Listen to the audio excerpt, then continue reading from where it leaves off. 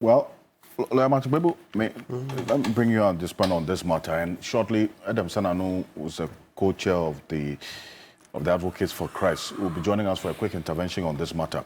But you have always held the view, at least on this platform, that due to the intended or unintended consequences of this anti-gay bill, if it becomes law, you would rather we take all the time, cross the T's and dot the I's before it becomes law and tick all the boxes. With what is happening now, do you also share in that concern that, look, this bill, after all the work that has been done, may never become law, or you would rather err on the side of caution that let this process play out, no matter how long it will take, so that we have a proper law? Yeah, so Mr. Okansi, I think basically both of them. So both of them being, let me repeat, that at this rate, chances that this bill will not become law. And then, more importantly... The chances are high that this bill will not become law. Yes, at this rate. Because, you see, number one, next week, practically next Friday, even though theoretically or on the books, the following Wednesday, 31st of July, we are going on vacation. That's official 31st. But for a lot of us lawyers, next Friday, we'll close shop, right? So we proceed on legal vacation and we return that one to, I'm talking practice, mid-October. Even though if you check the exact law, you are looking at the first Monday after the first Friday, but practically mid-October, okay? So it means that for this period, the Supreme Court is not going to deal with this matter. You heard the Attorney General talk about filing his processes. Yes. Lawyers are going on vacation. They will deal with only emergency matters. And the vacations are there for good reason. If you practice law with age, then you see that, hey, don't toy with the vacations at all. You know, years ago, a decade ago, when we were much younger, it felt like, 2.5 months was too long. In fact, then, you do more business in the vacation. Exactly. Then, as the years wear on, then you see that, hey, if you are aging... Suffer wear and tear. Exactly. Then you see that, okay, so this has some good purpose. So please, let's not toy with the vacation. We are going on vacation. We'll come back mid-October. Of course, during vacation, we do emergency cases, like what Honorable Dafemeko referred to. If somebody is on your land building, no, that one cannot wait till October. Or somebody's been unlawfully arrested, we cannot say we're on vacation. So emergency cases, the courts are open for business, right? But this gay bill doesn't qualify as an emergency, at least from the little that I know. If there are superior arguments, why not? It's a contest of ideas. Let's advance them and see what the Supreme Court can do. But for now, from what the Supreme Court has decided, it means that effectively they will resume hearings after mid-October. Now, after mid-October, you know, when they come back, they have to do memorandum of issues, etc. Long story short, there are still quite a number of steps to be taken before the court will come to a decision. So practically, it's looking more like this bill is not likely because there's still a lot of work to be done. And I support the view which I've consistently advocated. Like, let's go through. That's a national conversation we are having. Of course, I remember how the pastors have waded in, they've called on the president, etc. That's good. Let's protect our values, right? Yes, but let's also allow the other side to also advance their arguments. So let it play out. Let it play out, and then we would see. Because, of course, you remember the faux pas, the letter written by the Minister of Finance crying they said that the donor funds will not come. We're going to lose some... Yes. Of course, that letter was poorly written. It's in bad taste. That's not what had to be written. It's bad. It's not supported by evidence, at least from Uganda. Uganda still have their IMF program, and all that, right? Yeah, but you can see that there is every attempt to... by government. Obviously, the president is not in favor, right? So you can see. How do you know that? He hasn't said that, has he? A president who refers to a court action when there's no court action. Exactly. You see? So he's just lucky the laws are working in his favor that, listen, when a matter is in court, stop. except that there are some exceptions. So in this case, his is falling into the general rule that because the matter is in court, he should stay his hands. And let's do it. Let's grow the democracy. You see that every passing day, you see that citizens are becoming more enlightened, more conscious of their rights, and they are participating in the conversation. So it will take a while. We are evolving as a nation. Even America, India, and the rest, they are all evolving. We are all in a constant flux, improving day in, day out. So I know people are very angry, citing the e-levy example, that e-levy, there was a court matter and the president went ahead and did the implementation. Yes, all that. But there's a constitutional principle which the Supreme Court has honored time and again. Now listen, when you breach the Constitution or when you engage in a constitutional illegality, even for 500 years, then it doesn't become law. So, yes, I appreciate what happened with the e-levy and all that. But at that time, we weren't as this conscious, right? Now, you see, we are all eagle-eyed, very, well, at least we've improved. And we are watching this bill keenly and all the movements. So you see that now we are asserting our rights more than we did when it came to the e-levy one, okay? So I think that they are different. The contexts are different. The e-levy context. You know, at that time, don't forget that Oforiatta had said it would create 10 million jobs or something. So you see that there were parts of us, some of us who thought that, okay, but listen, if it's going to create more jobs, why not? Because we all know unemployment is a ticking time bomb that is going to cause the Arab Spring in Ghana. And you see, all right, because right now we are at 14.7% of our populace are unemployed. So at the time the e-levy bill came, it was more about just reduce the rate and then let's get on with it. I mean, eventually, remember even minority, eventually Haruna, you know, at a point came out as minority leader, made a statement, it was about the rate, etc. But at the end of the day, we were all very clear that we needed to collect more taxes, but it was just the rate. So you see that if you just compare the e-levy lawsuit to this anti-gay bill like that, without going into the context, we will be misleading ourselves. Let's just play back. Didn't Haruna come out to say, yes, they support, but it's the rate? And eventually, that's what it turned out to be, that it was just the rate, because we all appreciated that we needed to do something more to bridge the yawning gap in the tax to GDP ratio, right? Yes, we all accept. But for the way the president and his people, like in Japan say, they've looted us like there's no tomorrow, paying taxes wouldn't have been so much of a problem. But the real problem is because they are looting us like there's no tomorrow. So they're like, why would I pay more for these guys, this MPP government, to loot us like there's no tomorrow? You see, so look at the context. The context is very, very important. So the e-levy one and this anti-gay bill one, they are different. And as I said, by all means, let the churches continue to make their point. That is very important. And then let the court also take time to deliberate so that when they come out with a decision, it is one that will move us together as a nation. You see? The second point about the injunction. Yeah? Yes. So I mean, well, the reality check is that, at least based on the calendar you have just given us, we'll just have to face the reality that this anti-LGBTQ plus bill may never become law.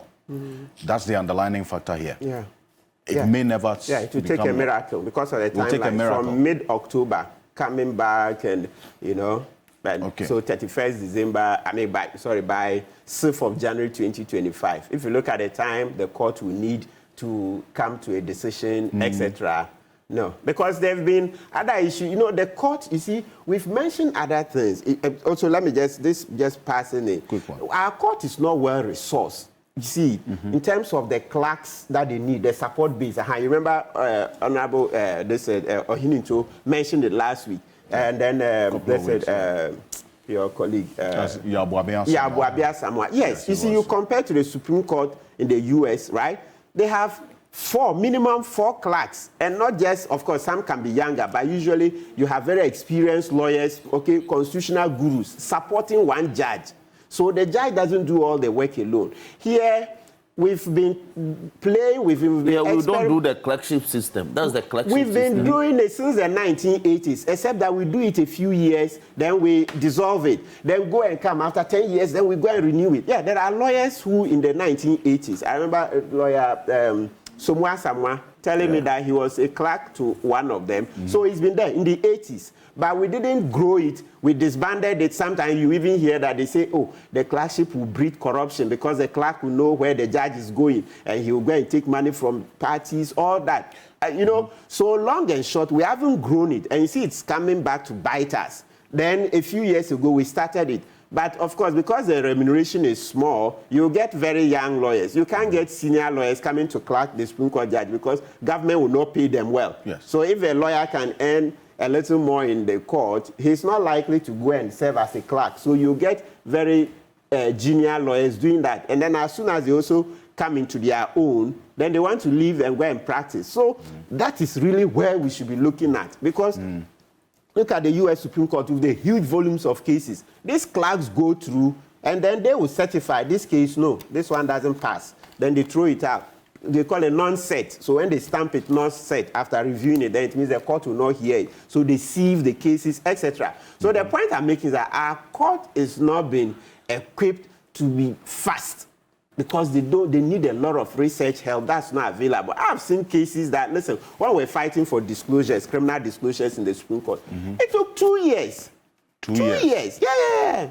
Republic versus Bafuboni, before that decision came, it's one decision that with hindsight, every time I look at it, then I see that the Supreme Court will need a lot of help.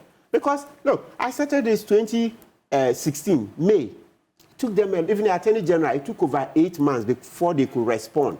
They were opposing the grant of criminal disclosures at a point. Then later they said yes. Then the court said, no, go and do research and come. Meanwhile, to those of us, as plaintiffs, we had researched and thought this thing is easy. But it's that they had to take time, a lot of time, also researching before coming. So then eventually they said, okay, let's give the decision in Bafuboni, because by then Bafuboni had been referred from the High Court. There had been a referral, the trial court, the NCA trial. Yes. Because they were waiting for the criminal disclosures. The Supreme Court wasn't coming to a decision. So Justice Kpebu made a referral to the Supreme Court. So it came and met mine. And then the Supreme Court said, Kpebu, stand aside. Let's give the decision in Bafuboni. Of course, by then we had all understood that they would grant. But 2 years. 2 years for a matter that I thought was very simple. But because they needed to also research, even Attorney General to be able to do their response, it took over 8 months. So research. So last week and the week before, as Yabuabia somewhere, and then later Honorable Hininto were talking about research, resourcing the judges. There wasn't enough time for me to make an input. But I have felt it. Criminal disclosures that I thought, within 2 months it should be granted. We got it after 2 years.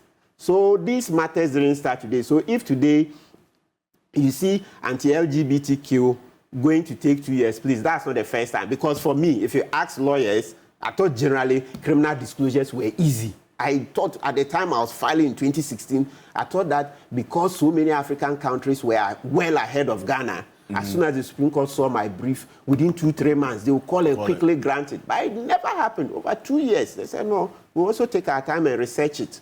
Take our time and research. It didn't matter that Namibia had criminal disclosures 1993, South Africa 1995, we have to look at what Kenya. would fit within our jurisprudence. Exactly. So it was slow, painfully slow. So the anti-gay bill is not the first that will go through this slow process. Let's wait. Ghana is not coming to an end. We'll be here for 1,000 and then add infinity. You see, in effect, you talk about the slow process. As to whether the slow process would have a definitive end would have been a different thing. But now, even though the process is slow, the end objective of this becoming law, as you have stated, it will take a miracle for this anti-LGBTQ plus bill to become law in this country, at least within this period or before the life of this 8th parliament ends. And if this 8th parliament ends, from what things are looking like, the whole process will have to start again if the 9th parliament is minded to even take up this bill. One of the groups, and I'll come to you on the decision that the Supreme Court has taken to go on that path of rather waiting to give a comprehensive judgment, which Lawyer Dafempo disagrees with that path. But Adam Senano is the chairman of the Advocates for Christ. They are one of the groups that have supported these 7 members of parliament who the proponents of this anti-LGBTQ plus bill. He's joining us on the telephone. Good morning. Thank you for joining us here on Key Point. With what's happening now and what Lawyer Martin Kpebu has just given us this reality check, I'm sure for you, the Advocates of Christ, doesn't come as good news, does it? Well, good morning. Thank you, Alfred. Yes, I mean, we seem to have, it appears, an uphill task, but we believe in miracles. So I hear my friend Martin and his comments about how long these things can take. I am sure yesterday, tomorrow, as we wrap up, we are at the moment in a marathon prayer session, we will be making some appeals.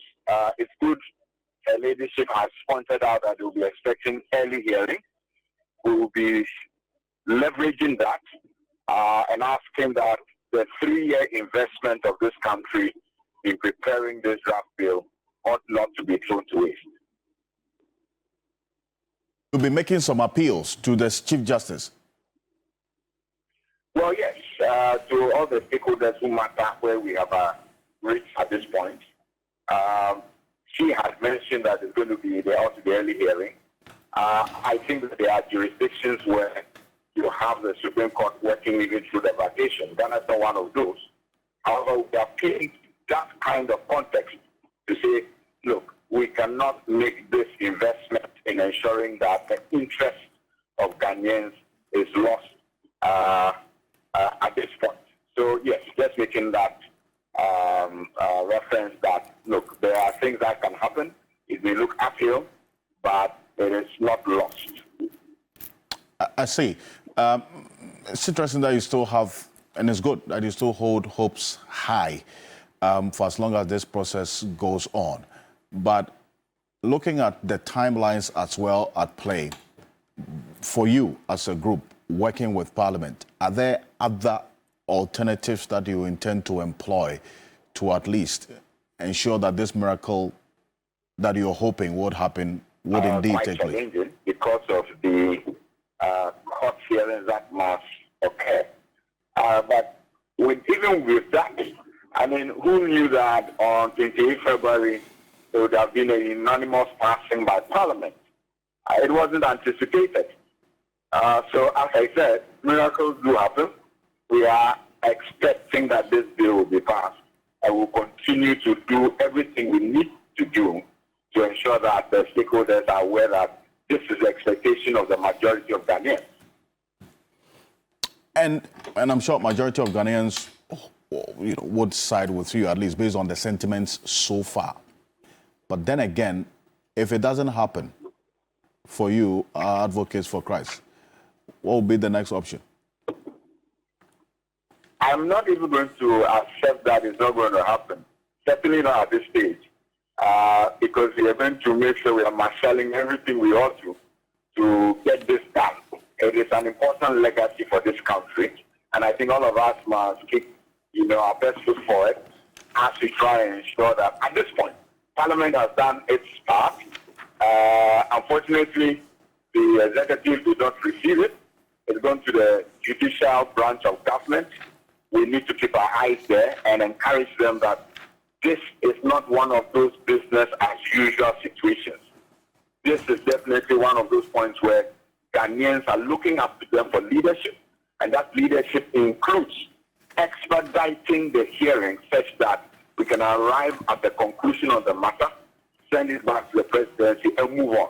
So that's where we stand today, and I'm sure that all Ghanaians will be expecting that our judiciary understands the import of where this issue has reached and why we are looking up to them to do what is in the best interest of this country.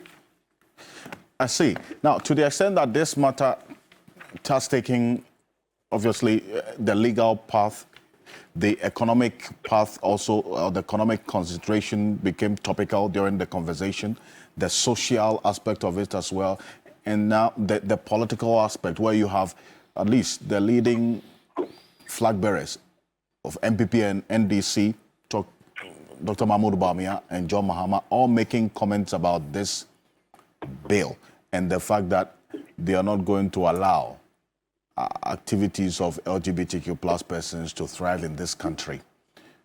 Would you have expected something more, at least in assisting or pledging assistance to this bill to become law from the political angle? Because this bill has taken a number of angles as we see it.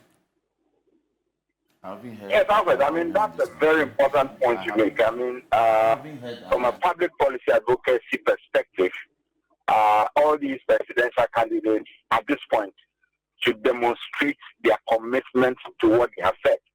Indeed, one of the things I have said when on platforms is that Ghanaians need to make sure that those who they are voting for are people who make promises and fulfill them. So this is an opportunity to get these political persons to ensure that they also speak up and, as it were, bring some influence to bear on the process to ensure that we get a result that moves this nation forward. As far as we are concerned, we cannot have a situation where these Western practices, which are not right, become consolidated as part of our social fabric in this nation. There's no pressure your time. Thank you so much for joining us. And thank you for having me. Adam Senanu is the chairman of the Advocates for Christ, one of the many groups that also supported the 7 members of parliament, including an MPP MP for that matter, a Deputy Education Minister, Reverend Tim Fodio. He is part of you, those who sponsored this bill. Yeah. Okay. So we are 8 in all. 8 of you. Now, Lawyer Kpebu, quickly, and this one, that point of departure that the Honorable Nelson Roxon Dafiampo had with the courts rather deferring judgment on this interlocutory injunction and rather opting to have a comprehensive judgment. He says, well, it's injurious to the work of Parliament, but it's not strange in our jurisprudence, is it? Yes. It happens. Yes, it happens. That's our law. So lawyers are well acquainted or know Order 25. So it's expressly provided for... CI 47. Yes, under Order 25 of CI 47. When we say CI 47 is one of the rule books that we use in the High Court. So where it expressly provides that when a matter comes before the court for an interlocutory injunction, the judge, instead of deciding on the injunction to say, yes, I grant that so and so should not continue doing this thing or should continue in that intended action, the court can refuse to do that, defer that, and rather go into the merits. Go into the merits and then deal with the matter once and for all. So it's a discretion. So the court looks at all the circumstances and comes to that decision. Okay. So it means that, as Honorable Dafiampo stated initially, it means that as long as the court has not yet dealt with the injunction, it is pending, and so it's as effective as an express grant. That's to say, the plaintiffs put an application for injunction on the back of the writ of summons. That's say there was a writ in the Supreme Court, and then they applied for injunction. And so the Supreme Court said, no, we're not going to the injunction yet. We just want to deal with everything as a composite matter, the injunction and the substantive matter. So it means that practically there is still an injunction against the speaker and also the president from signing, because the matter is in court. And the court has made it very clear. They repeated it a few months ago. I read from this case of Republic versus Bank of Ghana, ex-party Dufour, where even the governor, Addison and Co., they were committed for contempt of court, except that they were not thrown into jail. The punishment was a caution, okay? Yeah, because they engaged in conduct that undermine the authority of the court. So governor and then Caroline Otu and other officers were committed for contempt, right? So in that judgment, the Supreme Court repeated it that final judicial authority is vested in the court. That's Article 125, Clause 3.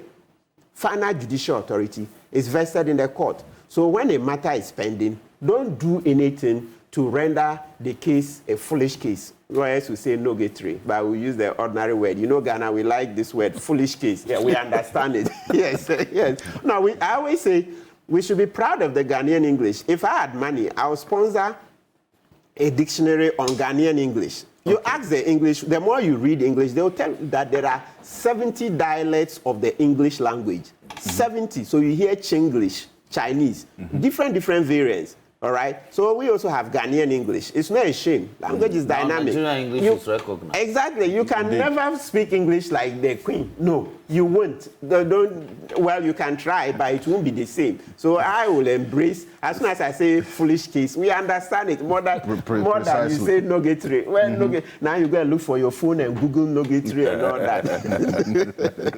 So in order not to make the case a foolish case, when it is pending, don't do any such thing. So it means that let's hold our hands. That's our law. That's the law we've chosen. And the Supreme Court is copying from CI 47. And it's allowed that anytime the Supreme Court rules CI 16 don't expressly provide for something, the court is allowed to look at all the other rules, the High Court rules, Court of Appeal rules, and also even outside Ghana, and use it. So saying that the Supreme Court will not make a decision on the application for injunction, but rather defer it to the final decision. It's our law.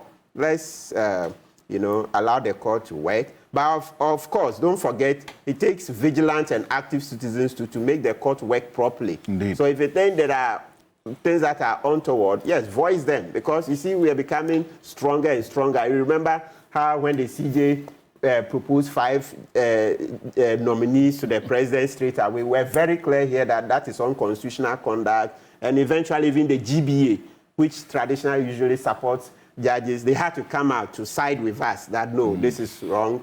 They are asking that there should be broader consultations. So you see that in the last 1 month, a lot has happened. We are growing our democracy. We need to speak up. These things where we are very differential to authority is hurt us. It's hurt us. I always say, when Akufo-Addo started, those days, we gave him too much of a honeymoon. If we had started voicing our concerns, I don't think we would have been here. But some of us were very happy that we had kicked out Mahama, corrupt Mahama, etc. So when Akufo-Addo started and he was getting it wrong, we're like, oh, no, he's just started. Give him some time. Give him some time. You think in January we are going to do the same? No. Now we are wiser and more mature. So from day one, there will be no honeymoon. Your first day in office, anything goes wrong, we'll come baying for your blood. Quick. And don't be surprised. In the not too distant future, you will see a president resign. Because now we've made it very clear that in Article 60 clause, is it 13? Let me see. When the president and the vice resign, we can have early elections quickly. The speaker takes over. Exactly. And within 3 months, we have elections. So now we've educated ourselves that our constitution provides for early elections. So you think every time we keep mentioning it, you think it will be useless? In fact, you know what I want to do? Let's read it briefly. Yes, because this is going to feed into, in fact, it's a major aspect of our next conversation. Excellent. So, but you bring it just briefly, it says, where the Speaker of Parliament assumes the office of President as a result of the death, resignation, or removal from office of the President and the Vice President, there shall be a presidential election within 3 months after his assumption of office. So today, if President Akufo-Addo and Bawumia resign, 3 months from today is what, 20th July, right? So August, September, October. So it means that by 20th October, we'll have a new president.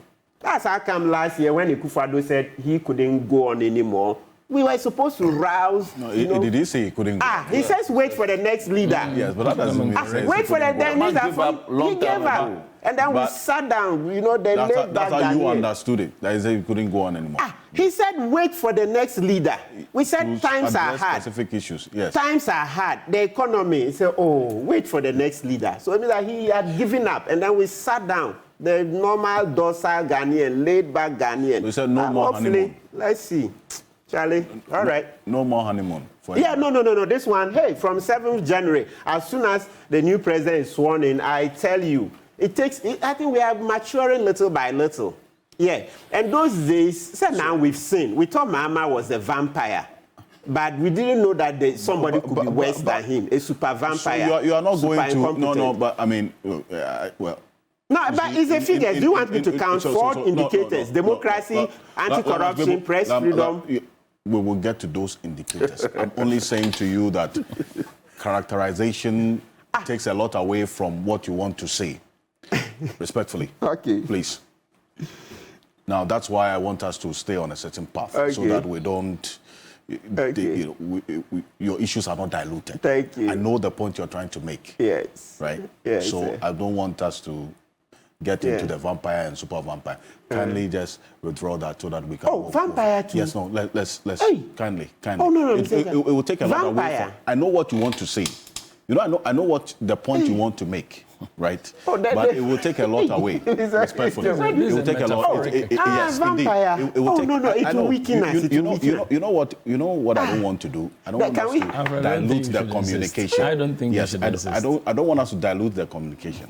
You know what I'm talking about, right? Vampire, we say politicians are vampire. They suck up this because they just they don't give us much. Ooh. Respectfully. Jesus Christ. Okay. Lawyer. So that we don't end up. And I know the points that you make about this is well written. There's literature. When you characterize politicians as vampire, you've said nothing. You say.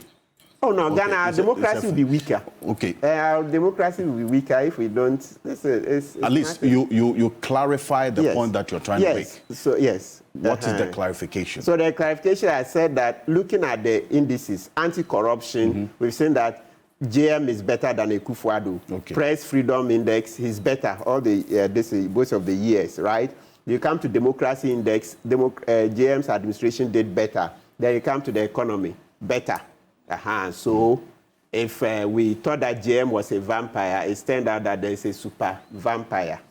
So that's the context in which you are making it? Yes. That's well understood. Nobody takes you out of context. Yes. That's all I just wanted you to do.